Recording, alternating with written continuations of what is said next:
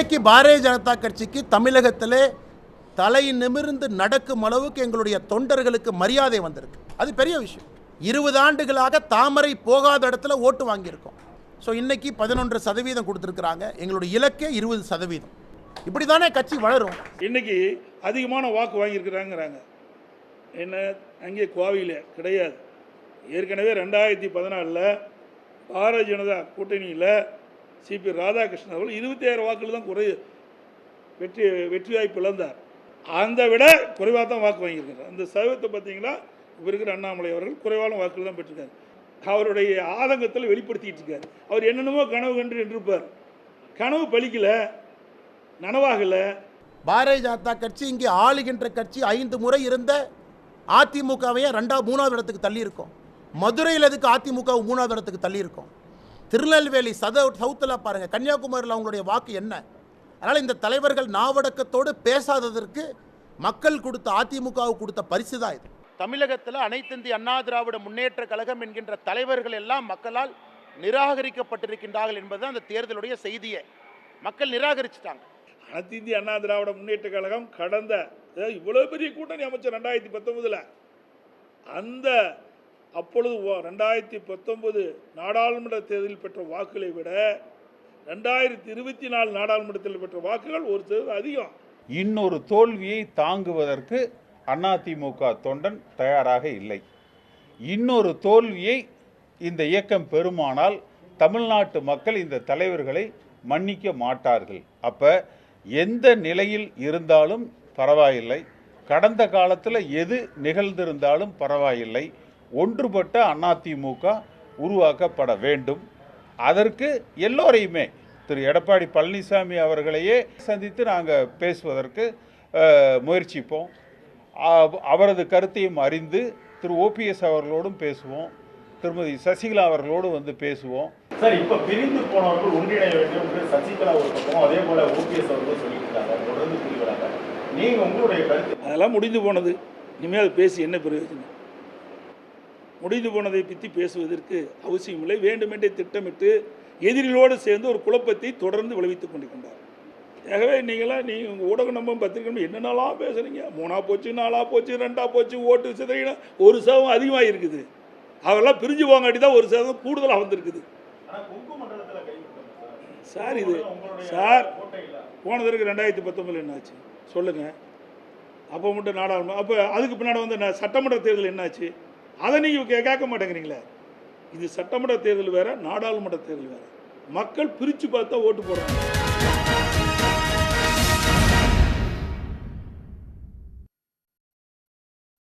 வணக்கம், இது கேள்விக்களம். ஒரு தேர்தல் முடிவுக்கு பிறகு ஒவ்வொரு கட்சியும் தங்களுடைய வெற்றி தோல்வியை அலசி ஆராய்வது என்பது வழக்கமாக இருக்கக்கூடிய ஒரு நடைமுறை. ஒரு தேர்தல் முடிவு அந்த தேர்தலோடு முடிந்து போவதில்லை.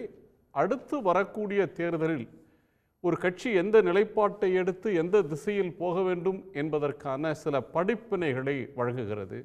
கூட்டணியை மறுபரிசீலனை செய்வது, தோற்றவர்கள் சேர்வது என்று பல கோணங்கள் இருக்கின்றன. ஒரு தோல்வி வந்த பிறகு அந்த தோல்வியிலிருந்து ஒரு கட்சி மீள்வதற்கு பல காலம் ஆவதுண்டு. அஇஅதிமுகவினுடைய வலிமையான தலைவராக இருந்த செல்வி ஜெயலலிதா அவர்கள் தேர்தலில் தோற்ற பிறகு பல நேரங்களில் ஒரு அறிக்கையோடு அவருடைய கருத்து முடிந்து போகும். பல மாதங்கள் கழித்து தான் செய்தியாளர்களை சந்தித்து தன் தரப்பை விளக்கக்கூடிய நிலைமை இருக்கும். ஆனால் இன்று அதிமுகவினுடைய பொதுச் செயலாளர் திரு எடப்பாடி பழனிசாமி ஊடகங்களை எதிர்கொண்டிருக்கிறார்.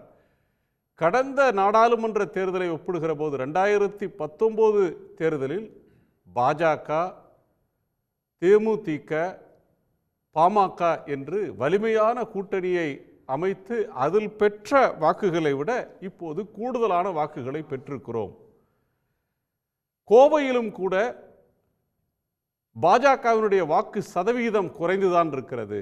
தமிழ்நாடு முழுவதும் அதிமுகவினுடைய வாக்கு என்பது கடந்த தேர்தலை ஒப்பிடுகிற போது கூடியிருக்கிறது என்று அவர் உறுதிபட நின்று சொல்லியிருக்கிறார். அதை கடந்து அவர் சொன்ன 2 விஷயங்கள் முக்கியமானது. ஒன்று, ஓபிஎஸ் சசிகலா போன்றவர்கள் எடுக்கிற இந்த இணைப்பு முயற்சியை அவர் நிராகரித்திருக்கிறார். அதெல்லாம் முடிந்து போன கதை என்று அவர்களுக்கு இடமில்லை என்பதை திட்டவட்டமாக சொல்லியிருக்கிறார். அதைவிட முக்கியமான ஒன்று, அந்த கட்சியினுடைய முன்னணி தலைவரான எஸ்பி வேலுமணி போன்றவர்கள் பிஜேபியோடு சேர்ந்திருந்தால் 30-35 இடங்களில் வெற்றி பெற்றிருக்கலாம் என்ற கருத்துக்கு எடப்பாடி பழனிசாமி அவர்கள் எதிர்வினையாற்றியிருக்கிறார். அரசியலில் தேர்தலில் சேர்ந்திருந்தால், இணைந்திருந்தால், நடந்திருந்தால் என்ற பேச்சுக்கெல்லாம் இடமில்லை.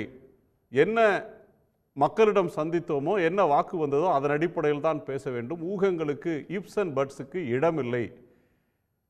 பிஜேபியோடு வரக்கூடிய சட்டமன்ற தேர்தலிலும் கூட்டணி இல்லை என்று உறுதிபட சொல்லியிருக்கிறார். தேர்தல் தோல்வியால் துவண்டு போகவில்லை என்ற செய்தியை திரு எடப்பாடி பழனிசாமி துணிச்சலாக தர முன்வந்திருக்கிறார்.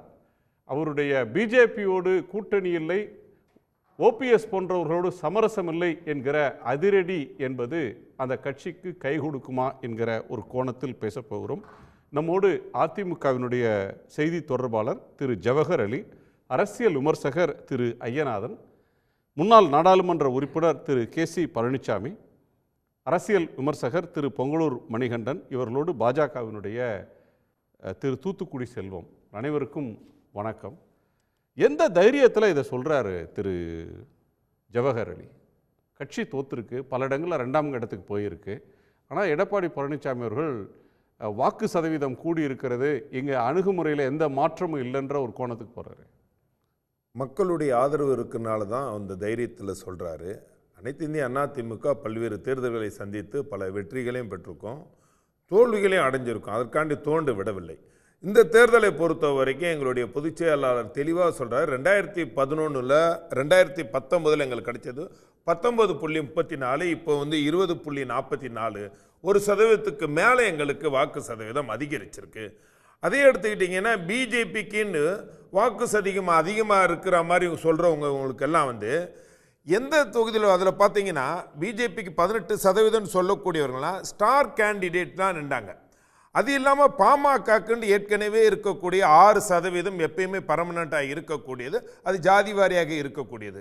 அதுக்கடுத்து பண்ணால் ஏசி சண்முகத்துக்குன்னு 1%, தேவநாதனுக்கு 1%, பாரிவேந்தருக்கு 1%, இப்படி போட்டாலே இவர்களுக்குள்ளேயே ஒரு 12-13% வந்துடுது. அப்படி பார்த்தா பிஜேபிக்கு ஏற்கனவே இருந்த 3% அதிகமாக 5% வந்திருக்கு. நீங்கள் கணக்கு போட்டு பாருங்கள். கூட்டணி ஓபிஎஸ், டிடிவி எல்லோரையும் சேர்த்து தான் இந்த 18% பிஜேபிக்கு கிடைச்சிருக்குது.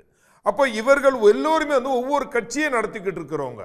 இவர்கள் எல்லோரும் சேர்ந்து 18%, பிஜேபிக்கு 18% ஒரு மாயை உருவாக்க. பிஜேபிக்கு அதிக ஓட்டு வந்துருச்சு அப்படின்ற மாயையை அவர் ஏற்றுக்கல. பிஜேபி ஓட்டு ஏறலை, பிஎம்கேவோட ஓட்டு சரிஞ்சிருக்கு. கடந்த நாடாளுமன்ற தேர்தலை ஒப்பிட்டா பெர்சன்டேஜ் வைஸ் பார்த்தா சிபி ராதாகிருஷ்ணன் வாங்க ஓட்டை விட அண்ணாமலை வாங்கிய ஓட்டு பெர்சன்டேஜ் வைஸ் குறைவுன்னெலாம் திரு எடப்பாடி சொல்கிறார். அது இருக்கட்டும். ஆனால் அதிமுகவுடைய வாக்கு அப்படின்றது பாரம்பரியமான வாக்கு இருக்குது. நீங்களே பல இடங்களில் சொல்லியிருக்கீங்க, 1.5 கோடி தொண்டர்கள், 2 கோடி தொண்டர்கள், 2,20,00,000 தொண்டர்கள் அப்படின்லாம் பல நேரங்களில் அதிமுக ஸ்போக்ஸ் பர்சன் சொல்கிறாங்க. ஆனால் அந்த ஓட்டெல்லாம் ஏடிஎம்கேக்கு வந்த மாதிரி தெரியலையே. சென்னையில் பலவீனமாக தோற்றுருக்குறாங்க, தென் தமிழகத்தில் மோசமான நிலை இருக்குது. ஸோ கட்சி தன்னுடைய முடிவுகளை, அணுகுமுறையை மறுபரிசீலனை செய்ய வேண்டிய இடத்துல இருக்கிறது தானே காட்டுது. இல்லை, இந்த தேர்தலில் அதிமுக வாங்கிய வாக்குகள் 1,55,000 வாக்குகள், 1,85,000. இதில் 1.5 கோடி இருக்குன்னா வாக்கு பதிவானது பாதி %, 50% தான். அதில் அதிமுக காரவங்க ஓட்டு போடாமல் கூட போயிருந்திருக்கலாம். ஒன்று இப்படி சார் கட்சிக்காரங்க ஓட்டு போடாமல் இருப்பாங்க. கட்சி பொதுமக்கள்கிட்ட ஒரு அலட்சியம். இரண்டாவது, தமிழ்நாட்டை பொறுத்த வரைக்கும் இந்த தேர்தலை முழுக்க இந்த பாராளுமன்றத்துக்கான தேர்தல், பிரதமருக்கான தேர்தல் தான் மக்கள் பார்த்தாங்க. ஏற்கனவே மோடி மேலே இருந்தக்கூடிய அதிருப்தி அது திமுகவுக்கு சாதகமாக போயிடுச்சு. அது ராகுல் மீது இருக்கக்கூடிய கரிசனம். இதை வைத்து என்ன நினைச்சிட்டாங்கன்னா, மக்கள் திமுக மேல அதிருப்தி, ஆன்டி இன்கம்பன்சி எல்லாம் இருந்தா கூட இன்னும் 2 வருஷம் தானே இருக்குது, வரக்கூடிய சட்டமன்றத்தில் திமுக வச்சு செஞ்சிடலாம். ஆனால் இப்போ நாம செய்ய வேண்டியது மோடியை. அதற்கு மோடினா இங்க அதிமுக சார்பில் பிரதமர் வேட்பாளர் இல்லை. அப்ப பிரதமர் வேட்பாளரை பண்ண அடுத்த பிரதமர் வேட்பாளர்னா ராகுல் காந்தி இருக்கிறாரு. ஒரு பாயிண்ட் சார், அதுக்கு முன்னாடி பேச வேண்டிய ஒரு பாயிண்ட் வந்து, நீங்க வந்து மோடி மீதான அதிருப்தி இங்க எதிரொலிச்சிருக்கு, ராகுல் காந்தி மீதான கரிசனமும் திமுகவுக்கு ஓட்டா மாறி இருக்குன்றீங்க. இப்போ இங்கே கேள்வி வந்து கூட்டணி தொடர்பாகவே ரெண்டு விஷயம் இருக்கு. ஒன்று, இதுவரையிலும் அதிமுகவினுடைய அதிகாரப்பூர்வ நிர்வாகிகள் இதுவரையிலும் பேசிட்டு வந்தது என்னன்னா, தொண்டர்களுடைய விருப்பத்தை ஏற்று நாங்கள் அந்த கூட்டணியை முறிச்சுக்கிட்டோம், எங்கள் தொண்டர்களுக்கு பிஜேபியோட கூட்டு சேர்றதை விரும்பலை அப்படின்றதான் அதிமுகவோட அஃபிஷியல் ஸ்டாண்ட். இப்போ என்ன சொல்கிறாங்கன்னா, அண்ணாமலை தான் அந்த கூட்டணியை கெடுத்துட்டாரு, இப்போ அண்ணாமலை இல்லைன்னா பிஜேபியோட கூட்டு சேர்றதுக்கு அதிமுகவுக்கு தயக்கம் இல்லையா? வேலுமணி எந்த அடிப்படையில் அந்த கருத்தை சொல்கிறாரு? எங்களுடைய பொதுச் செயலாளர் எடப்பாடியார் வந்து ஏற்கனவே 24/10/2023 தெல்ல தெளிவாக அதிமுகவினுடைய கொள்கை முடிவை கட்சியினுடைய தொண்டர்கள், முக்கிய நிர்வாகிகள், செயற்குழு, பொதுக்குழு எல்லாம் கலந்து ஆலோசித்து ஒரு முடிவு எடுத்தார். 2026 கூட வந்து பிஜேபியுடன் கூட்டணி இல்லைன்னு சொன்னார். அந்த முடிவை தான் அறிவிச்சிருக்காரு. எங்களுடைய அண்ணன் வந்து தலைமை நிலைய செயலாளர் அண்ணன் எஸ்பி வேலுமணி சொன்ன கருத்து வந்து நீங்க திருச்சி மாத்திட்டீங்க தவிர, அவர் வந்து பிஜேபினால கூட்டணி சேர்ந்தது தவறு இல்ல, தவறு அப்படி எதுவுமே சொல்லல. அவர் கருத்து அவருடைய 30-35 சீட்டு ஜெயிச்சிருப்போம்னு சொல்றாரு சார். ஓட்டு கணக்கு அப்படி கணக்கு போட்டு சேர்ந்திருந்தா இல்ல ஓட்டு கணக்குல தான் சொல்றாரு. அப்படி வரலையே, இந்த புள்ளிவிவரத்தை பார்த்தா அப்படி தெரியலையே. ஓட்டு கணக்குல வந்து ஒவ்வொருத்தவங்க வே ஆஃப் ஸ்பீச் வந்து கொஞ்சம் மாறுபடும். அந்த டைம்ல ஆரம்பத்திலே கேட்கப்பட்ட கேள்வினால வந்து அவர் வந்து அந்த ஓட்டு கணக்கு கூட்டிங்கன்னா கூட, ஏன்னா நீங்க வந்து முழுக்க முழுக்க திமுகவுக்கு வெற்றி கிடைச்சது போலவே எல்லாரும் கேட்டதுனால அப்படி ஒரு நிலை இருந்தா கூட இப்படி ஓட்டு வந்திருக்குங்கிற ஒரு கணக்குல தான் அவர் சொன்னார் தவிர, அவருக்கு வந்து ஏன்னா உங்களால வேலுமணியை விட்டு கொடுக்க முடியல, கட்சி நிலைப்பாட்டையும் உறுதியா பேச முடியல. இது வந்து கொள்கை முடிவு, கொள்கை முடிவுன்னு வேலுமணி சொல்லலையே சார். நாங்க ஏன் சார் பிஜேபியோட கூட்டு சேரணும், எங்க கொள்கை வேற அவங்க கொள்கை வேறன்னு அவர் சொல்லலையே. அண்ணாமலைனால தான் கூட்டணி முறிஞ்சிருச்சு, நாங்க ஒன்னா சேர்ந்துருந்தா 30-35 சீட் ஜெயிச்சிருப்போம். அப்படிப்பட்ட தோணியில அவர் எப்படியும் அவர் சொல்லவே இல்லை. ஒரு நிமிஷம். இரண்டாவது, இப்ப இந்த பிஜேபி இல்லைன்னா ஒரு மாய ஒரு இரண்டாவது இடம் நாங்க வந்துட்டுக்கோம் 10 இடங்கள். நீங்க அந்த இரண்டாவது இடம் வந்த இடங்கள்லன்னா நீங்க யார் பாருங்க, தமிழிசை, ஏசி சண்முகம், கே முருகன், அண்ணாமலை, சௌமியா, இவர்கள் ஸ்டார் கேண்டிடேட் மட்டும் இல்ல, ஒவ்வொரு தொகுதிக்கும் அவர்கள் செலவழித்த தொகை 200 கோடி ரூபாய். அந்த தொகுதிகள், இந்த 10 தொகுதிகளுக்கு மட்டும் எங்கெல்லாம் இரண்டாவது இடத்துக்கு வந்தாங்களோ அவங்க பெருவாரியான, அதாவது ஏடிஎம்கே செலவு பண்ண வேண்டியதானே. எங்களுக்கு வேணாம் சார், செலவு பண்ணல. நாங்க வந்து ஒரு மத்திய அரசாங்கம் 10 வருஷம் ஆட்சியில் இருந்த கட்சி, நீங்க தேர்தலை கொள்ளை அடிச்சிருந்தா செலவு பண்ணுவோம். கொள்ளை அடிக்கல. இப்ப இருக்கக்கூடிய கட்சிகள் கொள்ளை அடிச்சாங்க. மத்தியில அதிகார பலம், ஆணவ பலம், பண பலம் எல்லாம் வச்சு கொள்ளை அடிக்கிறது, செலவு பண்றாங்க. அப்ப அதிமுக இரண்டாவது இடத்துல எல்லாம் வந்துச்சு, அங்கெல்லாம் செலவு பண்ணுச்சு. மக்கள் செல்வாக்கு எல்லா இடத்துலயும். அதிமுக இரண்டாவது இடத்துக்கு வந்தா மக்கள் செல்வாக்கு இல்ல சார். அதிமுக தான் எப்பவுமே இரண்டாவது இடம். இன்னைக்கு எங்க பொதுச்செயலாளர் கூட சொல்லுவாங்க, தமிழ்நாட்டை பொறுத்தவரைக்கும் திமுக அதிமுக தான் கலை, இங்க இன்னொரு பிளேயர்ஸுக்கு இடம் இல்லை.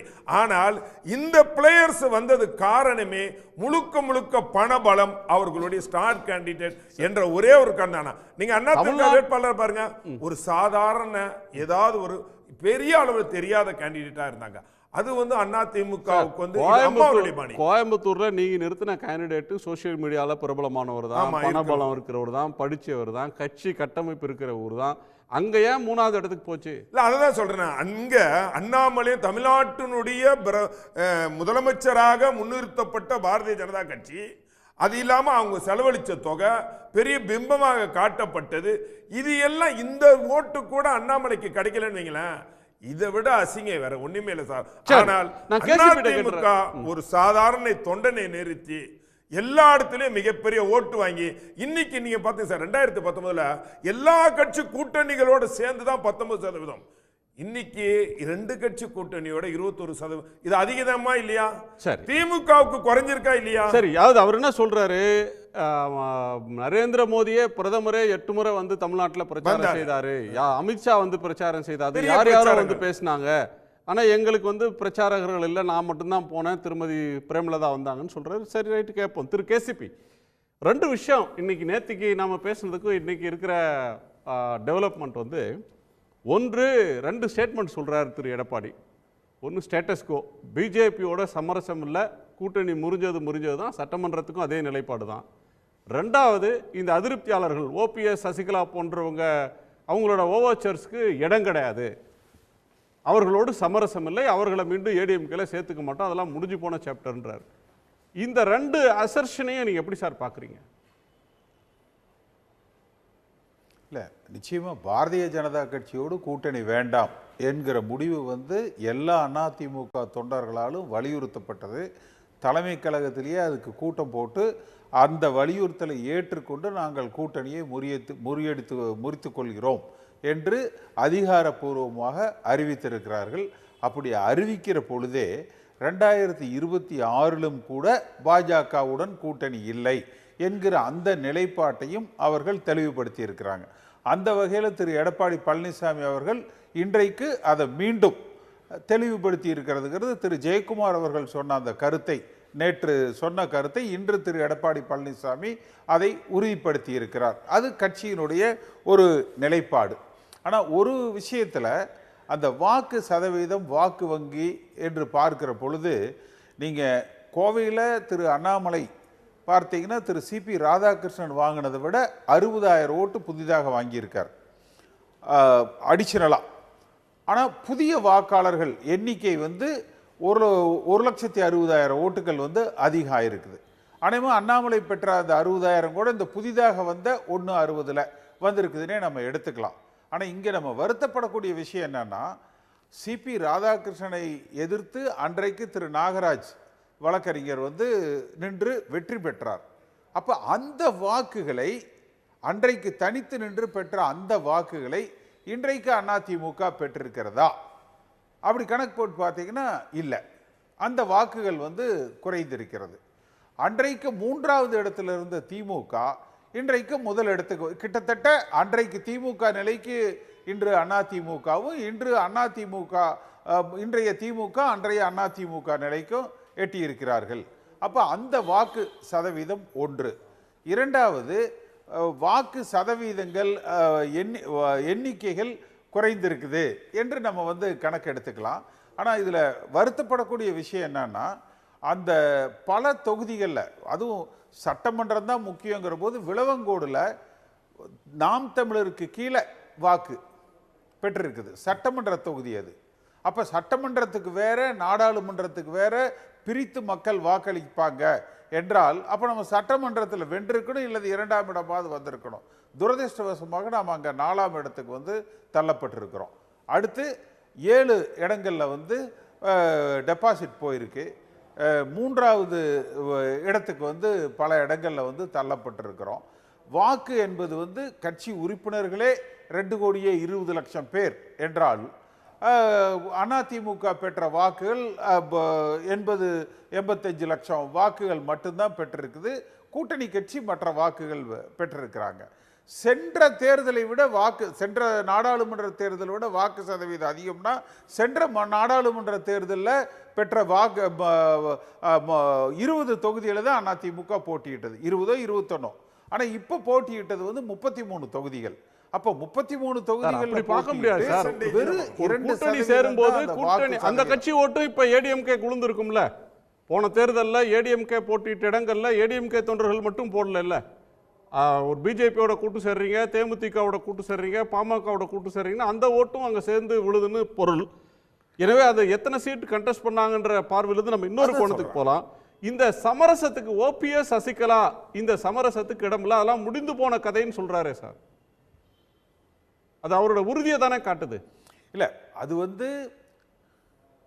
இல்லை, நிச்சயமா அதில் அவர் உறுதியான ஒரு நிலைப்பாட்டில் தான் இருக்கார். அதை நம்ம மறுக்க முடியாது. ஆனால் இருந்தாலும் கூட இந்த ஒரு கடுமையான ஒரு விமர்சிக்க தகுந்த அளவுக்கு, அதிகம் வருத்தப்படுகிற அளவுக்கு ஏற்பட்ட தோல்வி என்பது அடிமட்ட தொண்டர்கள் இடத்துல ஒரு தாக்கம். இப்போ நீங்கள் இதுக்கு முன்னாடி எடுத்தீங்கன்னா, தேமுதிக கூட கூட்டணியை முறிச்ச பொழுது ஜெயலலிதா அம்மா சட்டமன்றத்தில் பேசினது, எனக்கு தேமுதிகவோடு கூட்டணி வைப்பதில் உடன்பாடு இல்லை, ஆனால் இந்த எல்லா அமைச்சர்களும் அன்றைக்கு என்னிடத்துல வலியுறுத்தினாங்க, இல்லை கட்டாய தேமுதிக நம்ம கூட்டணிக்கு தேவை, அப்போதான் நம்ம வெற்றி பெற முடியும்னு வலியுறுத்தினாங்க, அதை ஏற்றுத்தான் நான் அந்த கூட்டணிக்கு சம்மதித்தேன் இது சட்டமன்றத்திலேயே அவர்கள் பதிவு செய்தது. அதனால தனிப்பட்ட முறையில் திரு எடப்பாடி பழனிசாமி அவர்களது கருத்து அதாக இருந்தாலும் ஒட்டுமொத்தமாக அதிமுக தொண்டர்கள் களத்தில் இருக்கிறவங்க நினைக்கிறது எப்படி இப்போ பாஜக வேண்டாம் என்கிற அந்த நிலைப்பாடு தொண்டர்களின் நிலைப்பாடாய் திரு எடப்பாடி பழனிசாமி எடுத்துக்கொண்டாரோ அதே போல ஒரு ஒன்றுபட்ட அதிமுக நமக்கு தேவை. ஒருவேளை திரு எடப்பாடி பழனிசாமி அவர்கள் எதிர்பார்ப்பதை போல நம்புவதை போல வருகிற சட்டமன்ற தேர்தலில் இவர் கணக்குப்படி வெற்றி கூட பெற்றுவிடலாம். ஆனால் இருந்தாலும் மீண்டும் ஒரு தோல்வி என்று வருகிற பொழுது ஒட்டுமொத்தமாக அதிமுக தொண்டர்கள் சோர்ந்து விடுவார்கள், தமிழ்நாட்டு மக்கள் புறக்கணித்து விடுவார்கள். நம்ம ஒரு சான்ஸ் எடுக்க வேண்டாம், பெட்டர் நம்ம எல்லாரையும் இணைந்தே பயணிக்கிறது தேவை என்று ஒரு அடிமட்டத்தில் ஒரு வலிமையான கருத்துக்கள் இருக்கு. ஆனா அதிகபட்சம் இதுல எடப்பாடி பழனிசாமி அவர்கள் ஏடிஎம்கே தொண்டர்கள் பிஜேபி எதிர்ப்பு மனநிலையில இந்த தேர்தல் அணுகணும், ஆன்டி பிஜேபியை வலிமையாக செய்யணும். அது தமிழ்நாட்டில் திமுகவையும் ஒன்றியத்தில் பிஜேபி அரசையும் கடுமையாக எதிர்க்கணுன்ற ஸ்டாண்டுக்கு நீங்க போறீங்க. ஓபிஎஸ் பிஜேபியுடைய ஒரு எக்ஸ்டென்ஷன் மாதிரி ஆயிட்டாரு, 6வது விரல் மாதிரி ஆயிட்டாரு. டிடிவி இன்னைக்கு அவங்களுடைய என்டிஏனுடைய ஒரு அங்கமா இருக்கிறாரு. அவங்க ஒரு ப்ரோ பிஜேபி ஸ்டாண்டு எடுத்து பிஜேபிக்காக பேசக்கூடிய இடத்துக்கு அவங்க போன பிறகு அவங்களோட சேர்ந்து ஏடிஎம்கே பயணிக்கணும் அப்படின்னா அது எப்படி ஒன்னா பயணிக்க முடியும்? அது இல்ல அப்படி இல்லை, அது நீங்க ஒரு சரியான புள்ளியை இப்ப அணுகி இருக்கிறீங்க. அப்ப திரு எடப்பாடி பழனிசாமி இந்த புள்ளியில தான் அவர்களை வெறுக்கிறார். அப்ப திரு ஓ பன்னீர்செல்வம் அவர்கள் என்ன முடிவு எடுக்கணும்? பாரதிய ஜனதா கட்சியோடு ஒட்டுமில்லை உறவும் இல்லை, அவர் பாரதிய ஜனதா கட்சியினுடைய பிரதிநிதி போல அதிமுகவுக்குள்ள பயணிக்க கூடாது, பாரதிய ஜனதா கட்சியில நேரடியாகவோ மறைமுகமாகவோ எல்லா உறவுகளையும் துண்டித்து விட்டு தன்னை ஒரு முழுமையான அதிமுக காரராக இந்த இயக்கத்தில் அவர் பயணிக்கிற பொழுது ஒருவேளை திரு எடப்பாடி பழனிசாமி அவர்களும் கூட தன்னுடைய கருத்தை மாற்றிக்கொள்ளலாம். அதிமுக தொண்டர்களும் இன்னும் முழுமையாக அவரை ஏற்றுக்கொள்ளுகிற நிலைப்பாடு வரும். அந்த நிலைப்பாட்டை திரு ஓ பன்னீர்செல்வம் அவர்கள் தான் எடுக்கணும், அவர் அந்த நிலைப்பாட்டை தெளிவுபடுத்தணும். அதாவது அதிமுக தூக்கணும்ட்டு நிலைப்பாடு எடுத்து அதிமுகவுக்கு எதிராக வேலை செய்தவர்கள், அதிமுகவுக்கு ஓட்டே கிடைக்கக்கூடாது, இரட்டை இலையை தோற்கொடுக்கான்னு வேலை செய்தவர்கள் அதிமுக இப்போ ஒன்றுபடணும் சொல்லும் போது அதில் முரண்பாடா இல்லையா? இரட்டை இலைக்கு ஓட்டு கேட்டிருக்கணும், இரட்டை இலை வெற்றி பெறணும்னு ஒரு எண்ணத்திலேயாவது கருத்துக்களை பதிய வச்சிருக்கணும். இரட்டை இலை ஜெயிக்கிறதுக்காக பாடுபட்டு அதன் மூலம் கிடைக்காட்டி பிரச்சனை இருந்ததுன்னா கூட கட்சி, ஏன்னா இது பொதுச் செயலாளர் சொல்றாரு, இது என்னுடைய கட்சி இல்ல, அம்மா புரட்சி தலைவர் எம்ஜிஆர் உருவாக்கப்பட்ட அம்மாவுக்கு கொண்டு செல்லப்பட்ட இந்த கட்சி தான் முக்கியம்.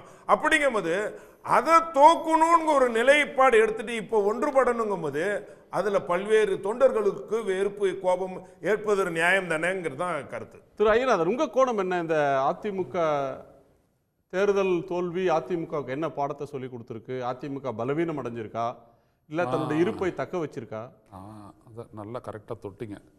இந்த தேர்தலில் அஇஅதிமுக பலம் பெற்றுள்ளதா பலவீனம் அடைந்துள்ளதா, அதுதான் விவாதத்திற்குரியது.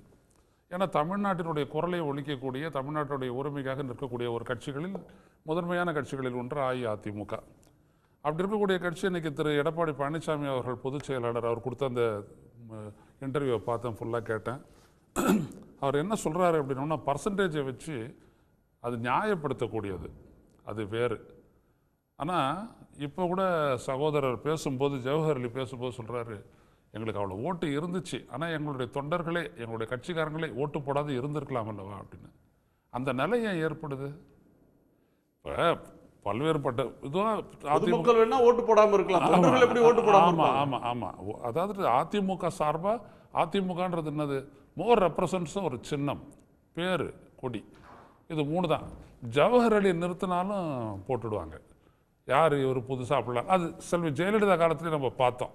யாராக எடுத்து அதை நிறுத்தினாலும் சரி, அஇஅதிமுகவினுடைய வாக்கு வங்கி அப்படின்றதற்கு அது பார்த்தீங்கன்னா என் அப்சல்யூட் டேர்ம்ஸ் எந்த விதமான சிதறலும் இல்லாமல் நேராக அது அவங்களுக்கு போகலாம்.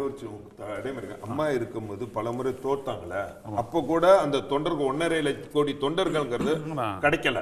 அதே மாதிரி அம்மாவும் வந்து தோத்து அந்த 1.5 போனாங்க. கோடி தொண்டர்கள் சும்மா சொல்றதா சார்? அந்த இடத்துல வரல. இது திமுக இப்ப 2 கோடின்னு சொல்றாங்களா, அது சும்மா சொல்றதா? ஆமா, எந்த கட்சிக்கு என்ன கணக்கு இருக்கு? அதுதான், அதுதான். அந்த அந்த உண்மைன்னு இருந்தா அது ஓட்டா மாறணும்ல. அதே மாதிரி இது வந்து நம்ம உறுப்பினர் சேருவாங்க சார், ஓட்டு போடுறது போடாது அவங்களுடைய விருப்பம், அதனால அவங்க நம்ம கட்டுப்படுத்த. ஆனா அவர்களுக்கு அதிமுக உறுப்பினர் என்ற இது கிரேடில் இருப்பாங்க. இப்போ இது அதிமுகவுக்கு மையப்படுத்தி நடத்த 96 தேர்தல் போன்றது அல்ல. 96 தேர்தலில் வந்துட்டு பார்த்தீங்கன்னா ஜெயலலிதா தான் எதிர்ப்பினுடைய மையமாக இருந்தாங்க.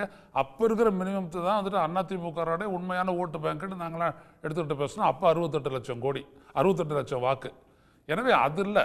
நான் என்ன சொல்ல வரேன்னா, அதிமுகவுக்காக இருக்கக்கூடிய வாக்கு அதிமுக கேண்டிடேட்டுக்காக விழுந்தே தீரும் அப்படின்றது நான் வேற எங்கேயும் இல்லை, சவுத் மெட்ராஸை வச்சே சொல்கிறேன். இப்போ தென் சென்னையை பொறுத்த வரைக்கும் இருக்கக்கூடிய அந்த தொகுதிகள், சட்டப்பேரவை தொகுதிகள் எல்லாம் வச்சு பார்க்கும்போது அஇஅதிமுக வந்துட்டு பாஜகவை விட 1 லட்சம் ஓட்டு குறைவாக வாங்கி 3வது இடத்துக்கு வருவதற்கான காரணம் இல்லைங்கிற நான். அதுவும் ஜெயவர்தன் வந்துட்டு 2014-19 காலகட்டத்தில் வந்துட்டு சிறப்பாக செயல்பட்டவர், அதை பரவலாக கொண்டு போய் சேர்த்தவர், குறிப்பாக எந்த செக்மெண்ட் வாக்கெல்லாம் போடுமோ அந்த செக்மெண்ட்டுக்கு வந்துட்டு உடைச்சவர். இதெல்லாம் இல்லைன்னு சொல்ல. கேண்டிடேட் யார் sir? BJP candidate Tamilisai Soundararajan. அவங்க ஒரு மாநில 2 மாநிலத்துக்கு கவர்னரு, பணபலம், அதிகார பலம், எல்லா பலத்தையும் வச்சு அங்க பண்ணும்போது அவங்க ஜெயிக்கிறது. இப்ப ஈரோட்ல திமுக எப்படி ஜெயிச்சது? ஆர்கே நகர்ல திமுக டெபாசிட் சோஷியல் இன்ஜினியரிங் இருந்ததுன்றாங்க தென்சென்னையில. அது உண்மையானது. அது இவங்களுக்கு சொல்றதுக்கு முன்னாடி இது வரைக்கும் அதிமுகவுக்கு விழுந்த இந்த பிராமின் ஓட்டு, இங்க இருக்கக்கூடிய பிற மாநிலத்தவர் ஓட்டு, மார்வாடி, குஜராத்தி ஓட்டு வந்து இந்த முறை அவங்களுக்கு விழுந்துச்சுன்றது உண்மை. நான் என்ன சொல்ல வரேன் அப்படின்னோம்னா, ஷிஃப்ட் ஆயிடுச்சு. ஷிஃப்ட் ஆனது உண்மை. ஆனால் அது 2,98,000 அவங்கள எடுத்துகிட்டு போயிடுச்சே, அவ்வளோலாம் கிடையாது. நான் அதைத்தான் நான் சொல்ல வரேன். அதே மாதிரி இப்போ பலம் அப்படின்னு வரும்போது சில பர்சன்டேஜை வச்சு அவர் வந்துட்டு சப்ஸ்டான்ஷியேட் பண்ணுறாரு, நியாயப்படுத்துறாரு. நான் என்ன கேட்குறேன்னா, அப்போ 7 இடங்களில் டெபாசிட் இழந்ததை நீங்கள் எப்படி சொல்லுவீங்க? இப்போ அஇஅதிமுகவுக்கும் திமுகவுக்கும் இருக்கக்கூடிய ஒரு பெரிய ஒரு அடிப்படை பலம் அப்படின்னு நம்ம பார்த்தீங்க அப்படின்னோம்னா 1, 2 ரேராக தான் 3வது இடத்துக்கு போவாங்க. அதெல்லாம் டெபாசிட் அப்படின்ற இடத்துக்கெல்லாம் வரவே வராது. இப்போ பாஜகவுக்கு எதிராக திமுக கூட்டணி தான் ஒரு சாய்ஸ் தான். நீங்களும் ஒரு சாய்ஸ் தானே? இல்லை சார், இன்னும் ஒரு கிரெடிபிலிட்டி வந்திருக்காதுல்ல. ஆன்டி பிஜேபி லைன் அவங்க இன்னும் உறுதியாக பேசி இவங்க வந்து பிஜேபியை தோற்கடிக்கிற இடத்துல ஏடிஎம்கே இருக்கு, அந்த கிரெடிபிலிட்டி அவங்களுக்கு இருக்கு அப்படின்ற ஒரு இடம் வரும்போது தானே அந்த ஓட்டு அவங்களுக்கு விழும். அதான் சொல்ல வரேன். அப்போ அது இல்லை அப்படின்னு ஆகிப்போச்சா, இது அப்படியே ஒரு அடிப்படை எடுத்துக்கிறோம். அப்போ மறுபடியும் பிஜேபியோட இருந்தால் நாங்கள் அப்படின்னு சொல்லிட்டு இவங்களாம் பேசுறதுக்கான, அஇஅதிமுக சிலர் பேசுறதுக்கான அடிப்படை என்ன? இவங்க 2 பேரும் ஒன்னா சேர்ந்தாங்கனாலே அந்த எதிர்ப்பா தானே இருக்கும். அப்போ இது நம்மளுக்கு புரியறது, இவங்களுக்கு புரியாதா? அந்த இடத்துல நான் திரு எடப்பாடி பழனிசாமி அவர்களையும் முழுமையாக பாராட்டுறேன். நான் எடுத்த முடிவு எடுத்தது தான், நாங்கள் நிற்கிறது தான். நாங்கள் அதில் வந்துட்டு மாற்றமே கிடையாது. அவர் ஒரு கணக்கு சொன்னார், அதுக்கான பேசிஸ் பத்திரிகையில் வந்து கேட்டீங்க. கொளத்தூர் தொகுதியில் 2021 ஸ்டாலின் வாங்குறதை விட இப்ப 15,723 ஓட்டு குறைஞ்சிருக்கு சார் ஸ்டாலின் தொகுதியில. அதுக்கு நீங்க என்ன சொல்றீங்க? நிச்சயமா பலவீனம் தான். அப்ப பலவீனம் இல்லையா? அவர் அது எடப்பாடி பழனிசாமி அவர்கள் சொன்னது பல விஷயம் ஏத்துக்கிறேன்னு சொன்னது இதுவும் ஒண்ணு. திமுக கிட்டத்தட்ட ஒரு 6.57% எழுந்திருக்கிறதுன்ற உண்மை. அதை நம்ம சொல்லவே இல்லை. வந்து வாக்கு குறைஞ்சிச்சு, அதனால் அவங்களுக்கு போட்டது குறைஞ்சிச்சு அப்படின்னு அவங்க சொல்லிக்கலாம். என்னை பொறுத்த வரைக்கும் அந்த இடத்துக்கு வந்திருக்கணும். ஏன்னா பலமான பாஜக எதிர்ப்பை துல்லியமாக வெளிப்படுத்தி போட்டிக்கிட்டது தான் திமுக தலைமையிலான இந்த கூட்டணி. எனவே அதை பற்றிலாம் ஒன்றும் இல்லை. ஆனால் நீங்கள் பலவீனப்பட்டதை ஒப்புக்கொள்ளாமல் சில பர்சன்டேஜை வச்சுக்கிட்டு உங்களுக்கு நீங்களே நியாயப்படுத்திக்கிறது சரியில்லை. அது எதிர்காலத்தில் பலம் பெறக்கூடிய உங்களுடைய முயற்சிக்கு இதுவே ஒரு தடையாக ஆகும். சரி, திரு மணிகண்டனுடைய கருத்தை கேட்டலாம். திரு பொங்கலூர் மணிகண்டன்.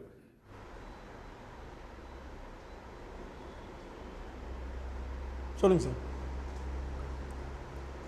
பலவீனமே இல்லை, பலவீனத்தை மறைக்க பார்க்கிறார் திரு எடப்பாடின்னு திரு ஐயநாதன் சொல்றார். இல்லை, பலவீனம் அப்படின்னு சொன்னீங்கன்னா பொதுவாகவே எந்த ஒரு அரசியல் கட்சிக்குமே, இப்போ நீங்கள் அந்த புள்ளிவரங்களை பற்றி சொன்னாங்க. இப்போ ஐயா கலைஞர் கூட எம்ஜிஆர் அவர்களிடம் 3 முறை தொடர்ந்து வரிசையாக தோற்றும்போது கூட ஒவ்வொரு தேர்தலின் போதும் இவ்வளோ வாக்கு இவ்வளோ சதவீதம் என்று அம்மையார் காலத்து வரைக்கும் சொல்லிகிட்டே வருவார். தோல்வி என்று அவர் சொல்லவே மாட்டார். இது பொதுவாகவே அரசியல் கட்சி உள்ள ஒரு லாஜிக் தான். இப்போ நீங்கள் பொதுவாக வந்து 1 கோடி வாக்குகள்ங்கிறது சாதாரணம் இல்லைங்க, அதை குறிப்பிட்றதா அது. இப்போ அதுக்காக வந்து அதிமுகவுடைய அந்த தலைமை பீடத்துக்கு குறைச்சி வந்தாலும் நிச்சயமாக இல்லைங்க. இன்னொரு விஷயங்க, இப்போ திரு பன்னீர்செல்வம் பற்றியோ திருமதி சசிகலா அம்மையார் பற்றியோ தினகரன் பற்றியோ இங்கே கருத்தை நிறைய பேசுனீங்க. இப்போ என்னன்னா 2 விஷயம் தெளிவாக இருக்கார் எடப்பாடியார் பொறுத்தவரையில். ஒன்று, பாரதிய ஜனதா கட்சியோடு கூட்டணி இல்லை என்பதில் எந்த மாற்று கருத்துமே இல்லை. நீங்கள் அவர் சமரசமே செய்ய மாட்டார்.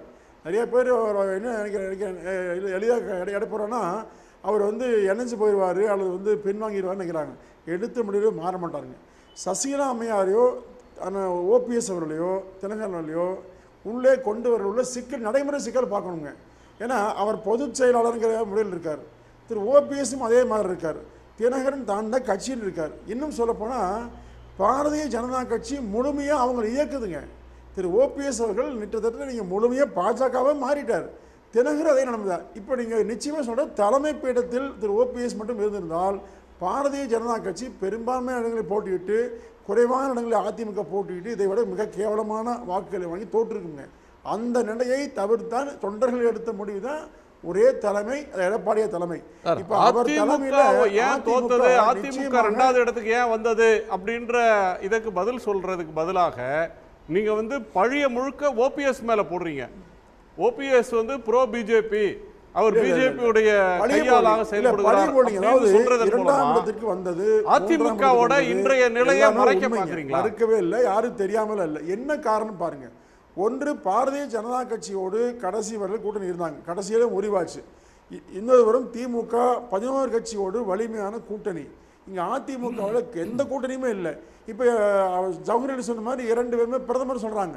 இப்போ அதிமுக வெற்றி பெற்றால் மீண்டும் மோடியோடு இணைந்து கொண்டு அவர் ஆட்சியில் பங்கெடுப்பாங்கிற பிரச்சாரத்தையும் நம்ப வச்சாங்க. இப்போ அதிமுகவில் 2 கோடி பேர் சொன்னால் கூட ஒரு ஊரில் சார் இப்போ கேசி பண்ணு தெரியாமல் இல்லை, ஜவஹர்லால் தெரியாமல் இல்லை, உங்களுக்கு தெரியாமல் இப்போ எங்கள் ஊர்னு வச்சுங்க, உறுப்பினர் சேர்க்கைன்னு போகும்போது ஒரு 25 பேர் வந்து கட்சிக்கு உண்மையாக எழுதுக்க கையெழுத்து கோப்பை கொடுப்பாங்க. இன்னும் 25 பேர் சொல்கிறான்னு போடுவாங்க. அவர்கள் வந்து ஓட்டை மாற்றி போகிறது எல்லா கட்சிக்கும் போடுவோம். திமுகவிலேயே 1.5 கோடி சொன்னாமல் அது வாக்கு வங்கி இல்லை. இப்போ 1 கோடி 17 லட்சம் தான் ஓட்டை போட்டிருக்காங்க. அதனால் இந்த கட்சி உறுப்பினர் படிவத்திருக்கிற எண்ணிக்கை பற்றியெல்லாம் பேசி அவசியம் இல்லை. அதிமுக தன்னுடைய வலிமை இழக்கலைங்க. 2டே விஷயம், திமுகவையும் பாரதிய ஜனதா கட்சியும் சம நோக்கத்தில் பாஜக வலிமையான நிலையிலும் கூட எதிர்க்க வேண்டிய நிலை எடப்பாடிக்கு வந்ததுங்க. அப்புறம் இன்னைக்கு வந்து ஒரு டீடைல்டு அனாலிசிஸ், அந்த மொத்த சட்டசபை 40 தொகுதியோட ரிசல்ட் 39 எடுத்து நம்ம அனலைஸ் பண்ணா 221 சட்டமன்ற தொகுதியில திமுக முன்னிலையில் இருக்கு, முதலிடத்துக்கு வருது அந்த ஓட்டு. 8 தொகுதிகள் குறிப்பா எடப்பாடி, குமாரபாளையம், பரமத்திவேலூர், சங்ககிரி, திருமங்கலம், அருப்புக்கோட்டை, உளுந்தூர்பேட்டை, இப்படி ஒரு 8 தொகுதியில் தான் வந்து ஏடிஎம்கே லீடு எடுத்திருக்கு. இது எப்படி நீங்க சரி பலமீலம் இல்ல ஓட்டை இழக்கலன்னு சொல்றீங்க? சரி, 75 தொகுதியில் ஏன் அதிமுக வெற்றி பெற்றது, மீதி ஏன் வெற்றி பெறலன்னு சொல்ற மாதிரி இருக்கு. நீங்க அதாவது ஒரு இடங்கள்ல நல்லா வேலை செஞ்சு போட்டிருக்காங்க, சில இடங்கள் தொய்வா கூட இருக்கலாம், பல காரணம் இருக்கலாம். கோயம்புத்தூர் எடுத்தீங்கன்னா நான் கண்கூட முழுமையாக இருந்து பார்த்த தொகுதி. திரு அண்ணாமலை அவர்களுக்கு தொழிலதிபர்கள் முழுமையான வேலையை செஞ்சாங்க. இன்னும் சொல்ல போனால் நான் வெற்றி பெற்றால் மத்தியில் உள்துறை அமைச்சர் ஆவேனே சொன்னார். ஆனமலை யாரு நல்லாறு திட்டம்ங்கிறது நீண்டகால கனவு, அவனாசி அதிகார மாதிரி அந்த திட்டத்தை நான் கொண்டு வந்தால் 10,000 கோடி செலவாக கொண்டு வருவேன்னு சொன்னாங்க. இந்த பகுதி மக்கள் முழுமையாக நம்பினாங்க. நீங்கள் அவர் அண்ணாமலைக்கு ஓட்டு போடவே சொன்னாங்க. நாங்கள் மத்தியில் இன்றைக்கு அண்ணாமலைக்கு ஓட்டு போட்டால் இந்த விவசாயிகளுக்கு நன்மைகள் கிடைக்கும், மாநிலத்தில் முதலமைச்சர் என்று வந்தால் எடப்பாடிக்கு தான் ஓட்டளிப்போம் தெளிவாக சொன்னாங்க.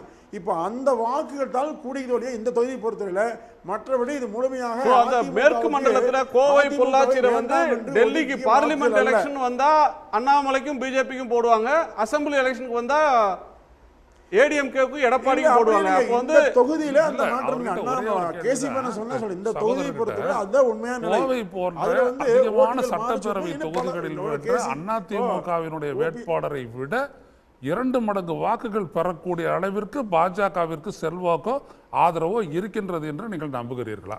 இல்ல, ஆதரவு இல்லாமல் அவ்வளவு ஓட்டு வந்திருக்கு. நம்ம கேட்கறது எப்படி போச்சு? அப்ப அந்த அளவுக்கு பலவீனப்பட்டு போனதுக்கு காரணம் நம்ம பலம் பலவீனத்தை பத்தி பேசுறோம். இப்போ எப்படி அது ஆச்சு? வெளிப்படையா சொல்றேன். எங்க பகுதியில் திரு அண்ணாமலை ஒரு பிரச்சாரம் பண்ணார். நான் வந்து கவுண்டருக்கு போடுங்க, அதிமுக கவுண்டர் அல்ல, இது பிரச்சாரம் ஊரா பண்ணாங்க. ஒவ்வொரு ஜாதி சொல்லி ஓட்டு கேட்டாரா? நிக்கிறாங்க போடுனே பண்ணாங்க. இது என்ன சார் ஜாதி மதத்துக்கு அப்பாற்பட்டவங்கன்னு சொல்லிட்டு ஜாதி சொல்லி ஓட்டு கேட்டதா சொல்றீங்க? வந்து நீங்க எப்படி ஆதாரம் சொல்லுவீங்க? அதாவது சாதியை சொல்லி பட்டியலினத்து மக்கள் மத்தியில் போய் ஒவ்வொரு ஊருக்கும் 1.5 லட்சம் 1 லட்சம் பணம் கொடுத்தாங்க. இது பாஜக ஒரு பைசா செலவு செய்ய மாட்டேன்னு சொல்லிக்கொண்டு பட்டியலினத்து மக்கள் உள்ள அத்தனை காலனிகளுக்கும் குறைந்தது 50,000 முதல் 1.5 லட்சம் வரை எல்லா ஊருக்கும் பணம் கொடுத்தாங்க.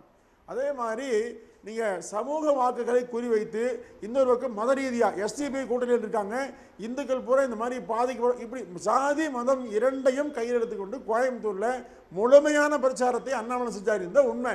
இதனால தான் அதிமுக வாக்கு குறைந்தது ஒழிய வேறு காரணம் அண்ணாமலைக்காக எல்லாம் போடலைங்க. உண்மையில் மத்திய அமைச்சர் ஆவார், ஆனமலை யாரெல்லா திட்டம் நிறைவேறும் என்று எனக்கு தெரிஞ்சு 1 லட்சம் விவசாயிகள் ஓட்டைங்க போட்டிருப்பாங்க. ஆனால் அந்த திட்டத்துக்காக வந்து 2 முறை கேரள அரசோடு பேசியது எடப்பாடியே தான்.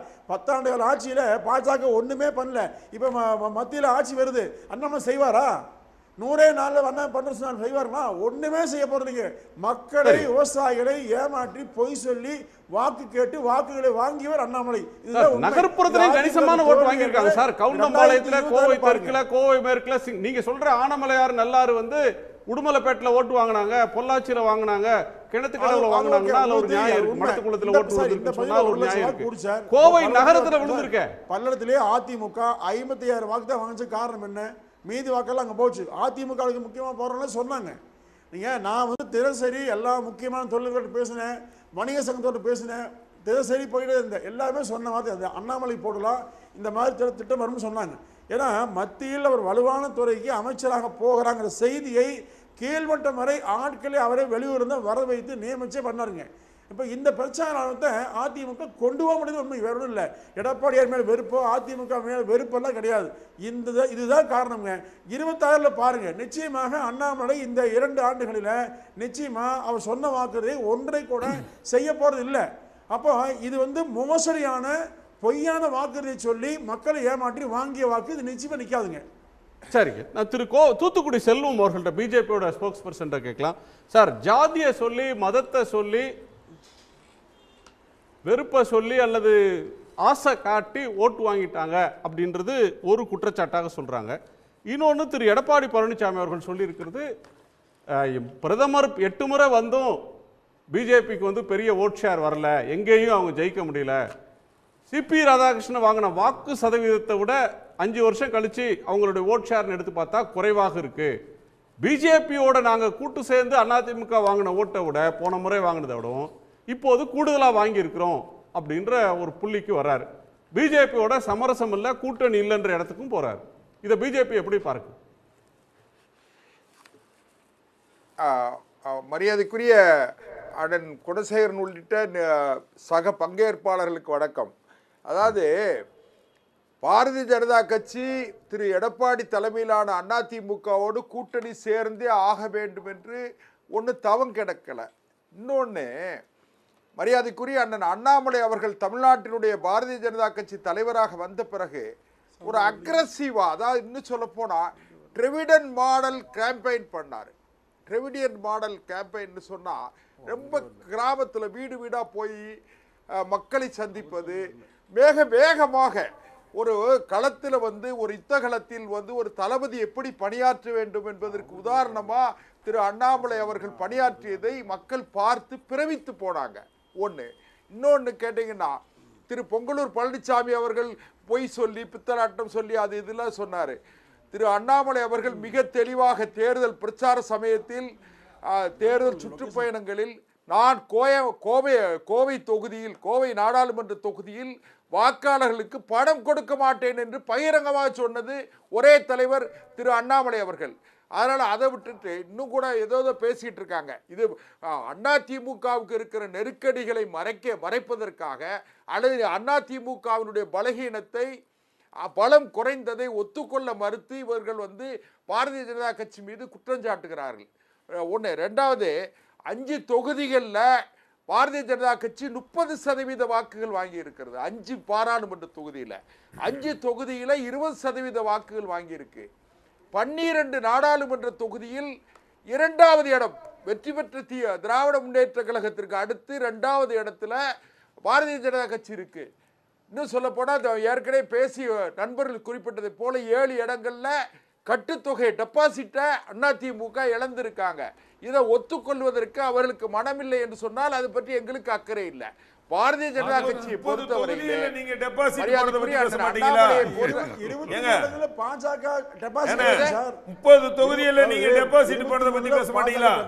ஓட்டே வாங்கல, குறிப்பிட்ட 4-5 தொகுதி தவிர. சார் ஒரே ஒரு நிமிஷம் நான் சொல்லி முடிக்க சார். அண்ணாமலை ஆரத்தி எடுக்கிறவங்களுக்கு எல்லாம் பணம் கொடுத்ததாங்கல போட்டோ வீடியோல வந்தத நீங்க பார்க்கலையோ? நிறுத்திட்டு ஆரத்தி சார் ஒரே ஒரு விஷயம் கேளுங்க. ஆரத்தி எடுக்கிறவங்க ஜவஹர்லால் சார் சார் பார்க்கலையா? உங்களுக்கு சார் உங்க நேரம் வரும்போது பேசுங்க சார். சார் உங்க நேரம் வரும்போது பொய்யா சொல்ல கூடாதுல. பணமே கொடுக்கலன்னு 180 கோடி ரூபாய் செலவு பண்ணீங்க. கோயம்புத்தூர்ல பாத்துக்கிட்டு தான் இருக்கேன். கொஞ்சம் நிப்பாட்டுங்க சார். சொல்றீங்க அவர் பதில் சொல்ல விடுங்க சார். நிப்பாட்டுங்க. எங்கிட்ட ஏன் டைம்ல நீங்க ஏன் டைம்ல குறுக்க வராதீங்க. ஏன் டைம்ல குறுக்க வராதீங்க தயவுசெய்து. அதாவது பாரதிய ஜனதா கட்சியை பொறுத்தவரையிலே இந்த நடந்து முடிந்த 18வது நாடாளுமன்ற தேர்தலில் மதிக்க தகுந்த வாக்குகளை பெற வேண்டும்.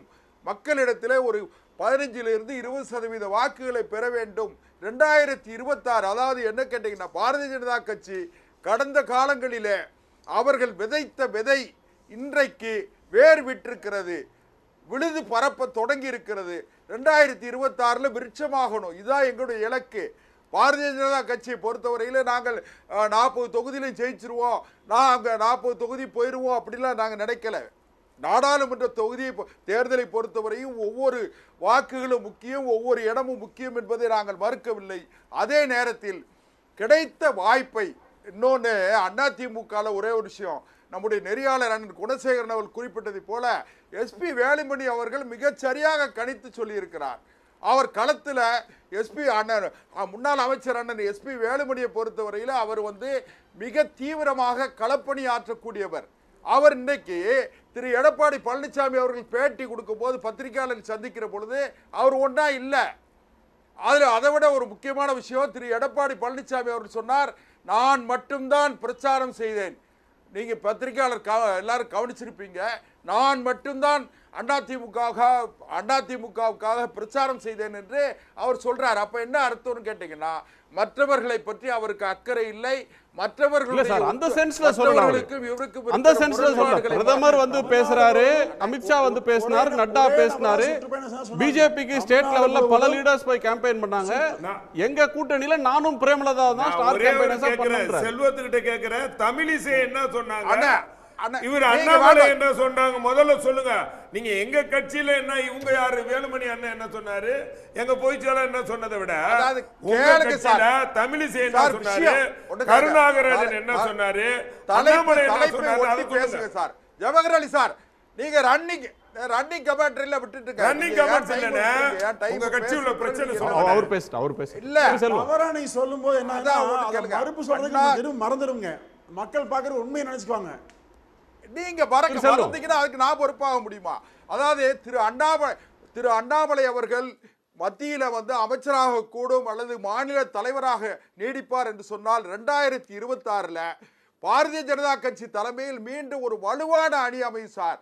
நீங்க பார்த்துக்கிட்டே இருங்க. அதாவது மக்கள் திமுக அண்ணா திமுக போன்ற திராவிட இயக்கங்களுக்கு மாற்றாக ஒன்றை தேடுகிறார்கள். ஒரு கட்சி வேணும்னு தேடுறாங்க. ஒரு வேகமாக செயலாற்றக்கூடிய ஒரு இளைய தலைவர், படித்தவர், இன்னும் சொல்ல போன தரவுகளை இன்னும் பத்திரிகையாளர்களை சந்திக்கிற பொழுது தரவுகளை உடனுக்குடன் சொல்லக்கூடிய அளவுக்கு அறிவாற்றல் உள்ள ஒரு தலைவராக இருக்கிற காரணத்தால் இன்றைக்கு மதிக்க தகுந்த 3% வாக்குகளில் இருந்து இன்றைக்கு 11.24% வாக்குகளை பெற முடிகிறது என்று சொன்னால் அதை பாரதிய ஜனதா கட்சியினுடைய வளர்ச்சியாக ஒத்துக்கொள்ளுங்கள், அல்லது ஒத்துக்கொள்ள மறுத்தால் அது எங்களுக்கு அதை பற்றி அவசியம் இல்லை. எதிர்காலம் ஒரு இடைவேளைக்கு பிறகு நம்ம ஒரு சின்ன விஷயத்தை பார்த்துடலாம். தொடர்ந்து பேசலாம் ஒரு நிமிஷம். 2026 சட்டப்பேரவை தேர்தலையும் பிஜேபியோட கூட்டணி இல்லை என்று திரு எடப்பாடி பழனிசாமி அவர்கள் அறிவித்திருப்பது தொடர்பாக நேயர்கள்ட்ட ஒரு கேள்வியை முன் வச்சிருந்தோம். நேயர்கள் பலவாறாக கருத்தை ட்விட்டரில் சொல்லியிருக்காங்க. துணிச்சலான முடிவு என்று 83% பேரும், இதனால் பாஜகவுக்கு பின்னடைவு என்று 3% பேரும், அதிமுகவுக்கு பாதகம் என்று 6% பேரும், இது மாறுதலுக்குட்பட்டது, கடைசி நேரத்தில் வேணால் சேர்ந்தாலும் சேர்ந்துப்பாங்க என்று 8% பேர் கருத்து தெரிவிச்சிருக்கிறாங்க. ப்ரிடாமினன்ட் வியூ வந்து 83% ஒரு துணிச்சலான ஸ்டாண்டை திரு எடப்பாடி எடுத்திருக்கிறார் அப்படின்ற இடத்துக்கு நேயர்கள் வர்றாங்க. திரு ஐயநாதன் நிறைவு பாருங்கள். நிச்சயமாக அதுக்கு வந்துட்டு பலப்படுத்தணும், இந்த கட்சி பலமடையணும். இந்த கட்சி பலமடையக்கூடிய அளவிற்கு இவங்களுடைய வியூகம் இருக்கணும். அப்படி இல்லை அப்படின்னோம்னா அஇஅதிமுகக்குள்ளேயே இருக்கக்கூடிய சில சக்திகள் நிச்சயமாக நம்ம கூட்டணிக்கு போவோம், அதிலும் குறிப்பாக பாஜகவோட கூட்டணிக்கு போவோம். இப்போ ஜெயிக்க வேண்டியது அவசியம். திமுக ஒரு பெரிய கூட்டணியோடு வருது, நம்மளும் ஒரு பலம் வாய்ந்த கூட்டணியோடு நம்ம போனால் தான், இல்லாட்டி நம்ம பார்லிமெண்ட்டில் சந்தித்ததை போல ஒரு தோல்வியை சந்திக்க நேரிடும் சொல்லி மிரட்டி இப்படி தள்ளிட்டு போகக்கூடிய வாய்ப்புகள் இருக்கு என்பதை மறுப்பதற்கு இல்லை. திரு பொங்கலூர் மணிகண்டன்.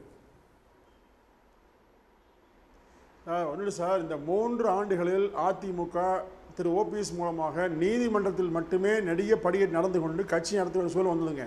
இதையெல்லாம் தாண்டி கட்சியை மீட்டு 1 கோடி வாக்குகளை வாங்கியிருக்கிறார். வருகின்ற காலங்கள் பாருங்கள், 234 தொகுதிகளிலும் அண்ணன் எடப்பாடியார் அவர்கள் சுற்றுப்பயணம் செய்து மக்களையும் கட்சி தொண்டர்களையும் சந்தித்து வலுப்படுத்தி 2026 200 தொகுதிகளுக்கு மேல் வெற்றியை பெற செய்து அதிமுக ஆட்சியில் அமர்த்தியே தீர்வார். அதற்காக அதிமுக எந்த தியாகம் செய்யுங்க. அதனால் துரோகிகளையோ விரோதிகளையோ கட்சி ஒருபோதும் ஏற்றுக்கொள்ளாது. பாஜகவோடு எந்த காலத்திலும் எந்த சூழ்நிலும் அதிமுக கூட்டணி வைக்க தொண்டர்கள் கருத்த. அதே மாதிரி திராவிட பூமி, பெரியார் உருவாக்கிய பூமி, அண்ணா பக்குவப்படுத்திய மண், பல தலைவர்கள் புரட்சித் தலைவர் எம்ஜிஆர், அம்மா போன்றவருடைய வழியில எடப்பாடியை செயல்பட்டுக் கொண்டிருக்கிறார். எனவே இந்த மண்ணில் 2 கலைஞரை சொல்லுங்க சார், இனி எந்த கலைஞரை சொல்லுங்க, அண்ணா கலைஞரை சொல்லுங்க, டாக்டர் கலைஞரை சொல்லுங்க. கலைஞரும் சேர்ந்தா எல்லாருமே சேர்ந்ததா சொல்றேன். 2 திராவிட கட்சி சேர்த்து சொல்லுங்க. திரு செல்வம் அதே மாதிரி புரிஞ்சுங்க. நீங்க அதிமுக சொல்றீங்க, இந்தியாவில மொத்தம் 150 தொகுதியில பாஜக வாங்கிய வாக்கு 100 200 ஜெயிச்சிருக்கீங்க. வெறும் 90 தொகுதி பாஜக பெரிய 240 இடம் சார். ஒரு தனி கட்சி இந்த வாக்கு மெஜாரிட்டி பார்ட்டி பாரதிய ஜனதா கட்சி பாஜகவுக்கு படுதோல்வி இந்தியா மூலம் மக்கள் வந்து அழிச்சிட்டாங்க. இவர்கள் நேருவுக்கு பிறகு, பண்டிதர் நேருவுக்கு பிறகு 3வது முறை ஒருவர் இந்தியாவில் பிரதமராக நரேந்திர மோடி 2026 ஒரே ஒரு ஆண்டு கூட ஆட்சி நீடிக்காது. நீ பாருங்க, பாஜக ஆட்சி நிச்சயமா நீடிக்காது. காங்கிரஸ் பலத்தை வடமாநிலம் அழிச்சிருக்காங்க. மரியாதைக்குரிய பொங்கலூர் மணிகண்டனை போன்ற அப்பாவி அறியாத தொண்டர்களை நினைத்து பரிதாபப்படுவதை தவிர எங்களுக்கு வேறு வழி இல்லை. 2026 ஆண்டு பாரதிய ஜனதா கட்சி மிக மதிக்கத்தகுந்த வெற்றியை பெறும். சொல்லப்போனால் தமிழ்நாட்டின் ஆட்சி அதிகாரத்தை தீர்மானிக்கிற இடத்திற்கு மரியாதைக்குரிய அண்ணன் அண்ணாமலை அவர்கள் பாரதிய ஜனதா கட்சியை வழிநடத்துவார். நரேந்திர மோடி அவர்கள் மீது மக்கள் நம்பிக்கை வைத்திருக்கிறார்கள். பாரதிய ஜனதா கட்சியிடம் நம்பிக்கை வைத்திருக்கிறார்கள். நிச்சயமா போயிருப்பாங்களா? ஏன் வேண்டாம் உதவி தெரியலாங்க. அதிமுக மட்டுமல்ல, தமிழ்நாட்டு வாக்காளர்களே விரும்பாத ஒரு இயக்கம் அதிமுக மட்டுமல்ல, ஒட்டுமொத்த மக்களும் விரும்பாத இயக்கம் பாரதிய ஜனதா கட்சி. திரு எடப்பாடி பழனிசாமி அவர்கள் யார் யாருக்கு என்னென்ன துரோகம் பண்ணாருங்கிறது அதிமுக தொண்டர்கிட்ட கேளுங்க சார். எங்களுக்கு என்ன சார் இருக்குது?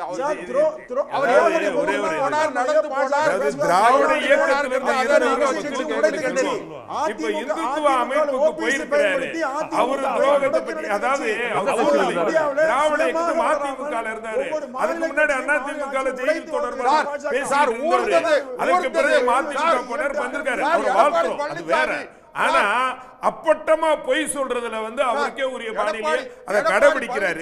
அதாவது சொல்றாரு, நவமே நாங்க கடக்கல, நடந்தது நிபந்தது எல்லாத்தையும் பார்த்து இருக்கு. ரெண்டு பேரும் பேசாதீங்க, ஒருவர் பேசுங்க. திரு செல்வம் நீங்க முடிச்சிட்டீங்களா? திருமதி சசிகலா அவர்களை பார்த்து இவர் எப்படியெல்லாம் கூடி குறுகி என்னெல்லாம் பண்ணாங்கிறத இந்த நாடு பார்த்தது. நீங்க ஓபிஎஸ் விட்டு ஏன் இப்ப வந்தீங்க? பிஜேபிக்கு போனீங்க சொல்லுங்க. ஏன்னா ஓபிஎஸ் கட்சியில இருந்து எப்போ பிஜேபி கட்சிக்கு போனீங்க? இப்ப இல்ல, இப்ப வந்து கொஞ்சம் என்ன ஓபிஎஸ் கிட்ட இருந்து வித்தியாசம் பார்த்துட்டீங்க பிஜேபி கிட்ட? நீங்க ஒரு தனி கட்சி நடத்திட்டு எதுக்கு அண்ணா? அது வேற, நான் ஒத்துக்கிறேன்.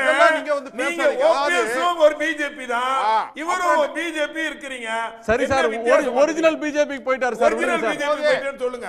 அப்ப சார் நீங்க சொன்னீங்க, அதாவது வந்து அனாலிஸ் இப்ப கூட 222 எம்எல்ஏ சீட்டுகள்ல வந்து 221 நீங்க அப்படிதான் 2019 228 தொகுதியில வந்து திமுக அதிகமான ஓட்டுகள் வாங்குச்சு.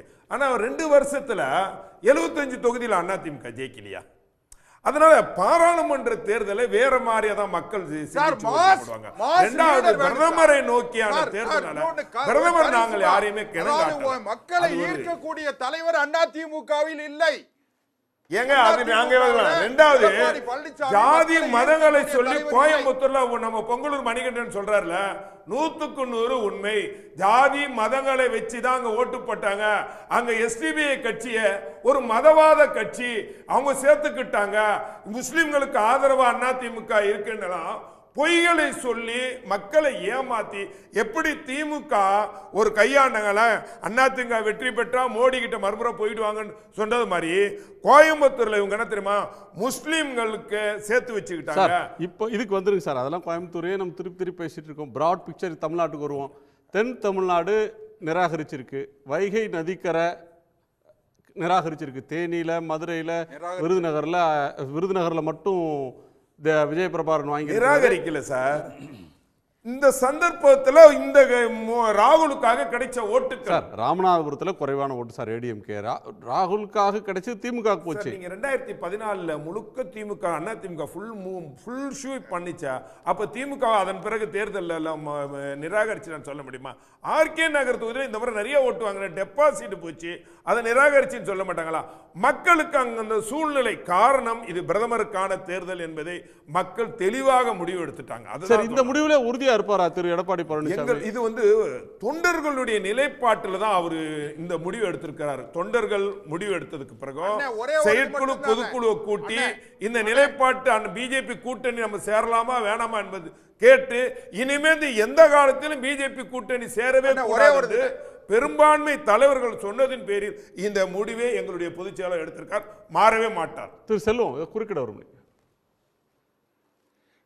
அதானே திரு எடப்பாடி பழனிசாமி அவர்களுக்கு இருக்கிற நெருக்கடி வேற எதுவுமே கிடையாது.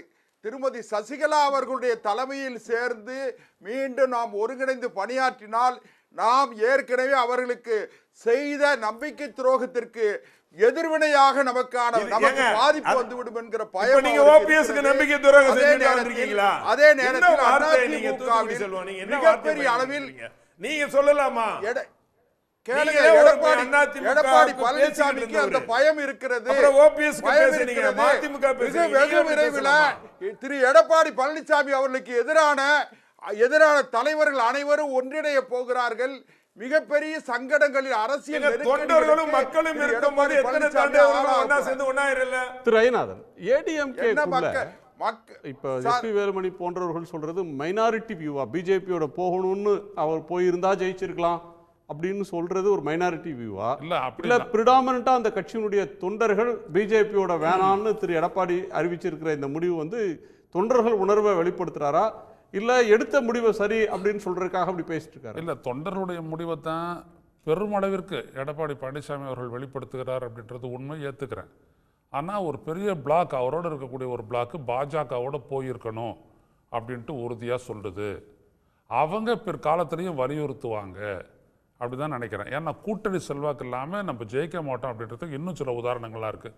விருதுநகரில் வாங்கின ஓட்டு திமுக, அதே மாதிரி வந்துட்டு இன்னொன்று கள்ளக்குறிச்சியில் வாங்கின தேமுதிக ஆதரவு நல்லா இருக்கக்கூடிய இடத்துல அதிமுக பலமாக வாங்கின, அதே போல் சேலத்தில் நாமக்கல் எல்லாம் பாருங்க. அப்போ கூட்டணி பலம் அப்படின்றது அதிமுக வந்துட்டு கிட்டத்தட்ட எல்லா கட்சிகளும் தான் அதிமுகவுக்கு ரொம்ப அப்சல்யூட் நெசசிட்டி. ஆனால் இவங்க வந்துட்டு பாஜகவோட போயிடுவோம் அப்படின்றத ரொம்ப ஒரு அழுத்தம் திருத்தம், அதன் மூலம் இன்னொரு 2 கட்சி கூட வந்துடும். உதாரணத்துக்கு பாமக அந்த மாதிரிலாம் அவங்களாம் வந்துருவாங்க. அதனால் நம்ம மறுபடியும் ஒரு பலம் வாய்ந்த கூட்டணி திமுகவுக்கு எதிராக அமைக்கலாம் அப்படின்ற கருத்து யார் பாஜகவை விட்டு விலகணும் அப்படின்னு சொன்னதையும் தாண்டி இப்போ மறுபடியும் சேரலாம் அப்படின்னு வலுப்படுத்தக்கூடிய ஒரு பிளாக் அங்கே அழுத்தமாக வேலை செய்கிறது. 2019 ஒரு மகா கூட்டணி இருந்துச்சே, மோடியை முன்னிறுத்தி நாங்களும் ஓட்டு கேட்டோமே, ஓட்டு கிடைக்கலையே, மக்கள் விரும்பலையே. மோடியை முன்னிறுத்தி தான் பாஜக, தமாக, மாமக, எல்லா கட்சியிலும் பிஎம்கே எல்லா கட்சியும் ஒன்னா சேர்ந்து தானே ஓட்டு கட்டும். மோடியை நிறுத்தி அப்ப 19% ஓட்டு கிடைச்சது. அப்ப நாங்க அதிகமா தானே ஓட்டு வாங்கியிருக்கோம். அப்ப இந்த உணர்தல் ஏன் இப்ப இல்லைன்ற பாஜகவோட சேர்த்து வச்சுக்கிட்டு தான் 2000 போய் நம்ம தோத்தோம். அதனால இப்ப போயிருந்தாலும் ஒன்றும் பெருசா ஆயிருக்காது அப்படின்றது இயல்பா ஒரு அஇஅதிமுக தொண்டரான திரு ஜவஹர் அலி உணர்றது. ஏன் அவங்க எல்லாம் உணரலன்ற? இல்ல கேபி முனுசாமி உணர்றாரு, ஜெயக்குமார் உணர்றாரு, வேலுமணி உணரல. பொதுச் செயலாளர் கருத்துல தான் சார் இருக்காரு. அவர் மாட்டு கருத்துல அந்த வே உங்களுக்கு அந்த மாதிரி தெரிஞ்சிருக்கு. சரி சார், மிக்க நன்றி. ஏராளமான பார்வைகளை பகிர்ந்து கொண்ட உங்க எல்லோருக்கும் நன்றி. மீண்டும் சந்திப்போம். இது கேள்விக்களம், மக்களின் மேடை. உடனுக்குடன் செய்திகளை தெரிந்து கொள்ள சன் நியூஸ் பெல் ஐகானை கிளிக் பண்ணுங்க.